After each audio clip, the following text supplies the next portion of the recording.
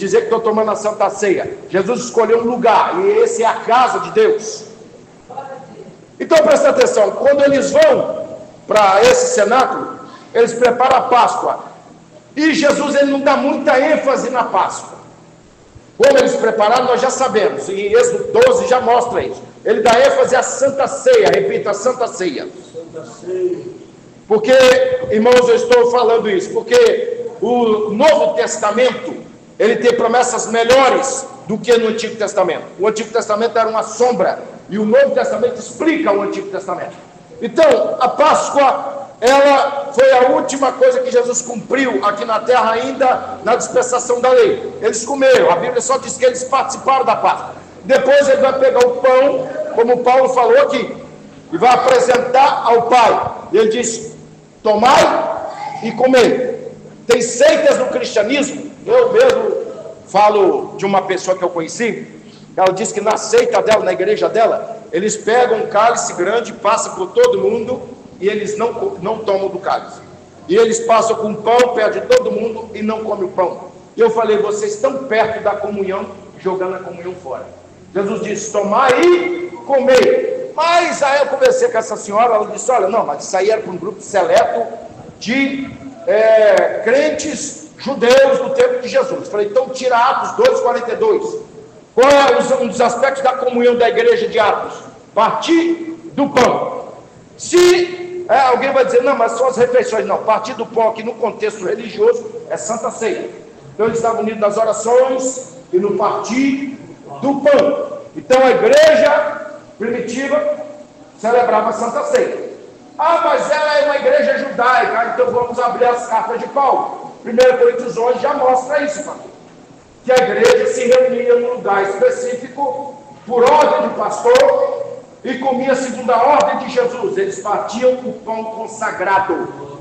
Então não é certo você na sua casa consagrar o pão, mesmo porque você não é pastor. Quem consagrou o primeiro pão foi Jesus, ele é o exemplo do maior pastor. Pedro chama ele de sumo pastor. Então supõe-se que o pão é consagrado por um pastor ordenado por Deus. O movimento dos desigrejados, eles querem tirar a autoridade do pastor. Parece que eles não leram o versículo 34. Quanto às demais coisas, ordená-las-ei quando for até conosco. É como se o pastor mandou a carta para essa igreja: ó, gente, o mais depois eu passo por ordem para você. Então Deus deu autoridade ao pastor, e é ele que consagra o pão e consagra o cálice. Agora é o seguinte, irmão, eles comem do pão, que representa o corpo de Cristo. Inclusive em João capítulo 6, versículo 48, Jesus fala: eu sou o pão vivo que desceu do céu. E ele faz o contraponto com o maná que desceu do céu só para alimentar o povo. O maná só tinha uma funcionalidade: matar a fome de quem estava no deserto. Mas o pão vivo, que é Jesus, tem outra função: nos dá vida eterna.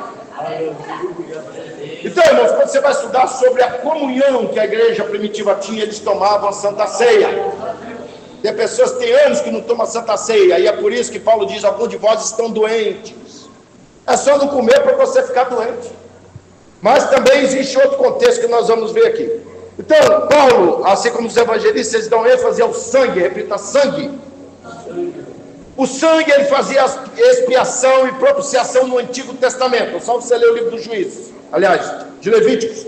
E na dispensação da graça, irmãos, a Santa Ceia, quando você vai falar do vinho, suco apresentado, ele representa o sacrifício de Cristo, e ele diz: esse é o meu sangue, o cálice do Novo Testamento. Então não adianta ninguém dizer que a Santa Ceia fazia parte da lei, que depois que Jesus morreu não precisa batizar, não precisa tomar a Santa Ceia. Já conversei com alguns teólogos desigrejados, falei: filho, deixa de deixar o demônio usar a sua vida, deixa dele inspirar a sua mente, porque aqui em 1 Coríntios 11 estava tendo um problema com relação à Santa Ceia, pastor. Mas não é por causa da Santa Ceia, é o mau comportamento da igreja. A Santa Ceia em si é santa, entendeu? Então, outro aspecto da Santa Ceia: primeiro, é no lugar onde Deus quer que seja ministrado, no caso do cenáculo, a igreja.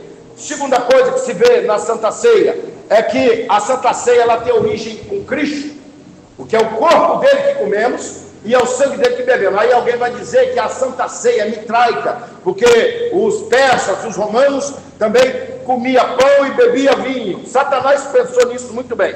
Só que é o seguinte: não comemos o sangue do touro que Mitra conquistou, nem bebemos o sangue do touro que Mitra conquistou. Nós comemos o pão que representa o corpo de Cristo e bebemos o sangue que representa o cálice da nova aliança. O diabo, irmãos, é o maior leitor da Bíblia. Ele é um grande jurista. A Bíblia chama ele de inquiridor desse século. O que é inquiridor? Pergunta.